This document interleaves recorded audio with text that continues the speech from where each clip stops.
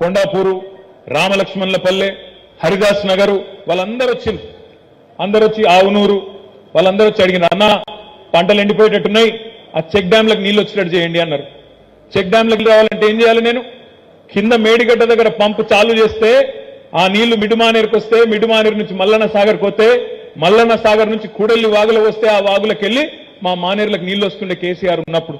కానీ ఇవాళ ఈ సన్నాసి రేవంత్ రెడ్డి వచ్చినాక ఆయనకి ఏది తెలియదు.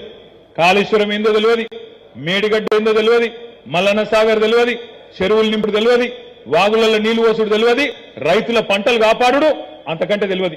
ఎవడో రాసి చీడిన చదివిండు, కరువు వచ్చింది కాబట్టి రేపు రాబోయే రోజుల్లో గోస అవుతుంది తయారు కాండ్రి అంటున్నా. అందుకే నేను అంటున్నా, ఇది కాలం తెచ్చిన కరువు కానే కాదు. కాళేశ్వరం లాంటి ప్రాజెక్టు ఉండగా కాంగ్రెస్ పట్టించుకోకపోవడం వల్ల, రిపేర్లు చేయకపోవడం వల్ల కాంగ్రెస్ తెచ్చిన కరువు అనే మాటను రైతులకు ఊరూరా చెప్పవలసిన బాధ్యత మన మీదనే ఉన్నది. రైతులకు ఇలా నీళ్లు ఎండుతున్నాయి అని మా అన్న అన్నాడు, కలెక్షన్ అని అన్నాడు, కౌశిక్ కూడా అన్నాడు.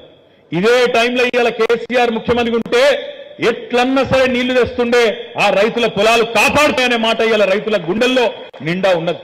అది గుర్తు చేయవలసిన బాధ్యత మన మీద ఉన్నది.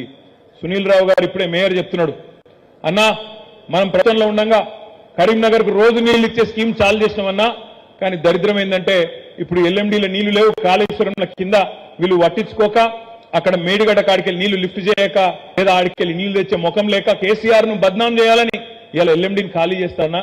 చేయడం వల్ల రాబోయే రోజుల్లో కరీంనగర్ లో కూడా గొంతెండుతుంది, ఇక్కడ కూడా డైలీ వాటర్ సప్లై బంద్ అవుతుంది అనే మాట మేయర్ గారు చెప్తా ఉన్నారు. సిగ్గుచేటు కాదా? కేసీఆర్ మీద కోముంటే, బీఆర్ఎస్ మీద కోపం ఉంటే బదనాం చేయాలంటే ఇది ఒక్కటే ఉన్నది పద్ధతి. రైతుల పొలాలు ఎండాలి, ప్రజల గొంతెండాలి, బతుకులాగం కావాలి అని చెప్పి అప్పుడు మళ్ళీ కేసీఆర్ ఇట్టాలి అని ఒక చిల్లర ఆలోచన తప్ప, చిల్లర రాజకీయం తప్ప ఇది ఒక ముఖ్యమంత్రికి ఉండవలసిన పద్ధతేనా? ఇది ఆలోచించమని చెప్పి నేను కోరుతా ఉన్నా. ఇక కాంగ్రెస్ ఏమో ఇట్లున్నది, ఇక బీజేపీ సంగతి నాకంటే బాగా మీకే తెలుసు. ఇక్కడ ఒక మహానుభావుడు, ఇక్కడ ఒకప్పుడు గొప్ప గొప్పోళ్ళు ప్రాతినిధ్యం వహించిన లోక్సభ ఇది, మంచి మంచి వాళ్ళు ఇక్కడ నుంచి ఎంపీలు ఉండే, ఒక చొక్కరావు గారు అనే ఒక పెద్ద మనిషి ఉండే, మంచి పేరు సంపాదించుకున్న పెద్ద మనిషి, కేసీఆర్ గారు ఉండే, బద్దం ఎల్లారెడ్డి గారు ఉండే, అట్లాంటి మహానుభావులు ఇక్కడ నుంచి ప్రాతినిధ్యం వహించిన ఈ కరీంనగర్ లో ఇవాళ ఒక ఆయన వచ్చిండు. ఆయన చూసిన ప్రతిసారి దండం పెట్టబుద్ధి అవుతుంది నాకైతే. ఎట్లా గెలిచిండ్రా నాయన ఆయన ఏం మాట్లాడుతాడో అర్థం కాదు, ఎప్పుడు ఏమంటాడో అర్థం కాదు, ఏం ఉరుతాడో అర్థం కాదు. బండి సంజయ్ గారు గెలిచిండు, అడ్డిమారి గుడి దెబ్బ అని గెలిచిండు. గెలిచినాక 5 ఏళ్లు నేను బండి సంజయ్ గారిని ఒకటే అడుగుతున్నా, మా వినోదాన్ని ఇక్కడనే ఉన్నాడు, నువ్వు ఎప్పుడు రమ్మంటావో చెప్పు, అప్పుడు వస్తాడు కరీంనగర్ కమాన్ కాడికి.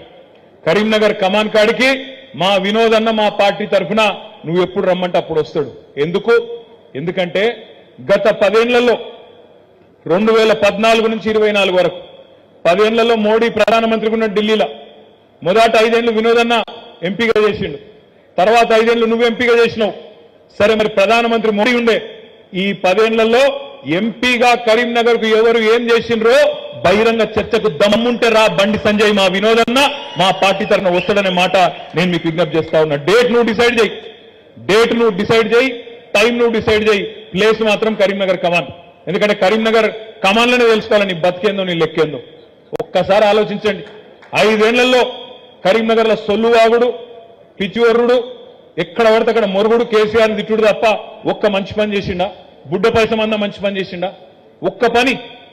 కరీంనగర్ కు మొత్తం పార్లమెంటుకు ఒక గుడి తెచ్చినవా, ఒక బడి తెచ్చినవా, ఒక కాలేజీ తెచ్చినవా, ఒక పరిశ్రమ తెచ్చినవా, ఒక రోడ్డు తెచ్చినవా, ఒక రైలు తెచ్చినవా? మరి ఎందుకు ఎంపీకనికి నువ్వు ఎంపీగా ఉండాలని నేను అడుగుతా ఉన్నా. ఇవాళ ఎందుకు నీకు ఓట్లని నేను అడుగుతున్నా. మాట్లాడితే సొల్లు పురాణం, తెల్లారు లేస్తే నోటికి వచ్చిన మాటలు, ఇష్టం వచ్చిన బూతులు, ఎటు పడతాడు సైకో లెక్క ఒర్రుడు తప్ప నువ్వు చేసింది ఏంది అని నన్ను అడుగుతున్నా. ఒక్క పని. నేను ఇవాళ మళ్ళొక్కసారి బండి సంజయ్ని అడుగుతున్నా, రమ్మంటే చెప్పు, కమలాకర్ అన్న వస్తాడు లేదా వినోదాన్ని వస్తాడు, మేము కావాలంటే నీకు చూపెడతాం.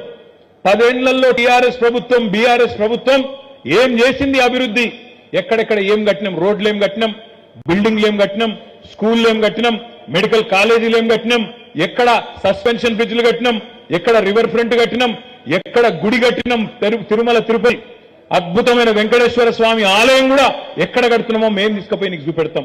నువ్వు చేసిన ఒక్క పని చెప్పు, ఈ పని నేను చేసిన, అచ్చం మోడీని పట్టుకొని తన్లాడి ఒక ఎంపీగా గట్టిగా కష్టపడి ఒక్క పని చేసినా అని చెప్పే ముఖం ఉందా నీకు?